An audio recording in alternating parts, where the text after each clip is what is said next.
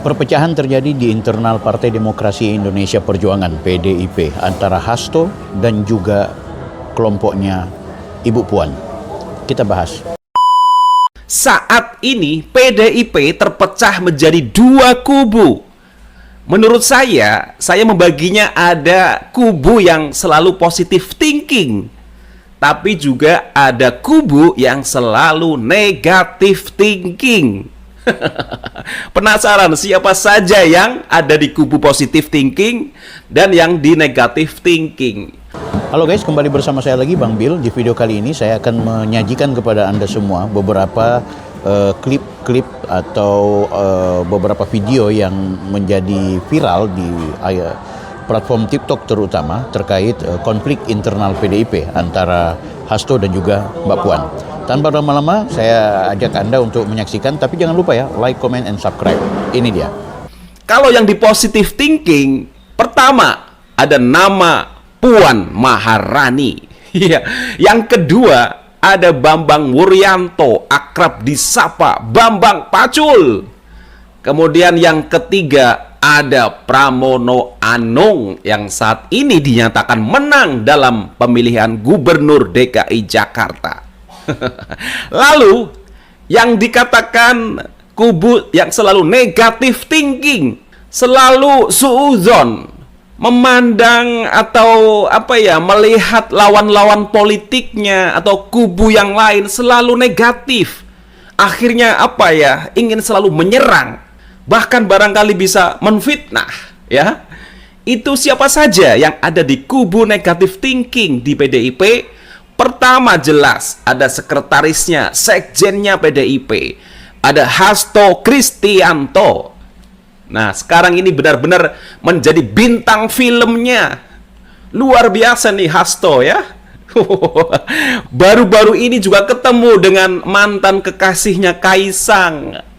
Nah, ini Hasto udah mulai nih ya. Ranah asmara, ranah cinta bisa menjadi ranah politik demi menyerang. Ya, siapa lagi kalau bukan menyerang Mulyono, menyerang Pak Jokowi, menyerang Gibran, menyerang Bobi, menyerang Kaisang. Ya, itulah sekarang ini aktor utamanya di PDIP adalah Hasto Kristianto. Memang luar biasa sekjen ini. Sekjen terpanjang dalam sejarah, terlama menjabat sebagai sekjen. Ya memang ini menjadi kepercayaan dari Ibu Megawati ya. Luar biasa nih Pak Hasto. Kok bisa ya selalu mendekati Bu Mega ya. Istilahnya bisa mengambil hati Ibu Mega supaya tidak diberhentikan, supaya terus bertahan menjadi sekjen. Memang keren nih ya Pak Hasto. Bisa membuat hati senang Bu Mega. Ya selalu luar biasa nih Hasto ya. Sehingga Bu Mega selalu percaya dengan Hasto. Nah, jadi itu ya, di kubu negatif thinking, pertama ada Hasto Kristianto sebagai sekjennya PDIP. Yang kedua, ada siapa lagi? Ya, ada Deddy Sitorus yang saat ini luar biasa ya, menjadi juru bicaranya ketika acara-acara talkshow, acara-acara podcast. Memang luar biasa ketika menyerang yang namanya Pak Jokowi, menyerang Gibran ya, luar biasa memang. Dan juga sekarang ada Hasto mudanya PDIP. Ya, siapa lagi kalau bukan Aryo Seno. Itu juga sudah mulai ikut-ikutan ya dengan Hasto Kristianto. Hasto membuat Puan murka. Sosok yang sering membuat drama di depan publik ini kembali membuat sensasi. Kali ini dengan bertemu Felicia, mantan pacar Kaisang. Hasto mengatakan mendapatkan informasi besar setelah bertemu Felicia. Entah informasi apa tidak ada yang tahu. Publik kembali muak dengan gaya Hasto yang kekanak-kanakan dalam berpolitik. Setelah reaksi publik negatif, Puan Maharani harus turun tangan mengklarifikasi tindakan si Hasto ini. Puan mengatakan pertemuan Hasto dengan Felicia itu harus dibedakan antara si Hasto pribadi atau si Hasto sebagai sekjen PDIP. Ya tanya ke Pak Hasto, kan yang bertemu Pak Hasto. Tapi memang sedang menjadi concern PDIP soal klarifikasi ini. Harus dibedakan ya, ini pertemuannya adalah Pak Hasto sebagai pribadi ataukah kemudian sebagai sekjen. Kalau saya melihatnya itu pertemuan antara dua orang yang sama-sama mempunyai pertemuan silaturahmi. Hasto itu kalau kita bicara kedekatan dengan Bu Mega itu sangat dekat. Ya, sangat dekat. Tapi kita lihat ke depan itu seperti apa. Karena kan situasi politik itu bisa berubah. Ya. Katakanlah sekarang masukan-masukan dari Puan agak susah diterima. Tetapi kan satu saat yang namanya manusia ini kan lentur juga. Masa sih saya lebih percaya orang lain? Ya kan? Dari orang yang saya besarkan, kemudian saya didik dalam berpolitik khususnya, masa saya nggak percaya? Dan masa dia mau berkhianat kepada saya? Kan gitu. Perpecahan dua kubu di PDIP, kubu Puan Maharani versus kubu Hasto Kristianto. Terjadi perpecahan di antara dua kubu internal PDIP yang menentukan perkembangan arah politik Partai Banteng Moncong Putih. Saat ini, dua kubu ini memiliki latar belakang, karakteristik, dan kepentingan berbeda yang saling bertolak belakang antara satu dengan lainnya. Pertama, PDIP kubu Puan Maharani merupakan anak dari Ketum PDIP Megawati Soekarno Putri yang berdarah biru terah keturunan Bung Karno. Kedua, PDIP kubu Sekjen Hasto Kristianto yang muncul dari kaderisasi partai disertai kepentingan pribadi yang melekat. PDIP kubu Puan terlihat lebih santun dan bijaksana dalam menyampaikan pendapat politik. Sebagai sekjen, kalau saya melihatnya itu pertemuan antara dua orang yang sama-sama mempunyai pertemuan silaturahmi. Berbeda jauh, PDIP kubu Hasto justru selalu menyampaikan pandangan politik yang mengadu domba, membenturkan, dan memecah belah demi ambisi kepentingan pribadi. Tapi kemudian ketika rakyat Indonesia diperlakukan seperti ini, maka mereka kemudian ikut bergerak dan menyampaikan banyak informasi berharga kepada saya. Kubu Puan menginginkan demokrasi bangsa yang utuh dan sejati, serta mengedepankan nasionalisme. Di sisi lain, kubu Hasto Kristianto justru menjadi kelompok pembisik yang selalu merongrong demi menikmati kekuasaan dengan memanfaatkan jabatannya di partai. Mbak Puan koreksi Pak Hasto. Ketua DPR RI yang juga Ketua DPP PDIP, Puan Maharani berpendapat, tudingan yang menyebut food estate sebagai kejahatan lingkungan masih terlalu jauh. Ini masih terlalu jauh. Kita lihat dulu bagaimana sebenarnya yang terjadi di lapangan. Untuk sampai ke situ kan kita perlu datang ke lapangan. Kita lihat dulu bagaimana dan lain sebagainya, kata Puan di Istana Merdeka, Jakarta, Kamis 17 Agustus tahun 2023. Mengutip Mbak Puan lagi nih, yang paling penting dari program food estate adalah kementerian yang bertanggung jawab untuk mengurusinya bisa menyelesaikan sesuai dengan apa yang diharapkan Presiden. Yang diharapkan Pak Jokowi, semua kementerian itu kan menyelesaikan program-program prioritasnya di semua kementeriannya. Jadi saya berharap, ya termasuk itu bisa diselesaikan sesuai dengan apa yang diharapkan Presiden, ujar Puan. Jadi gitu ya, gimana menurut kamu?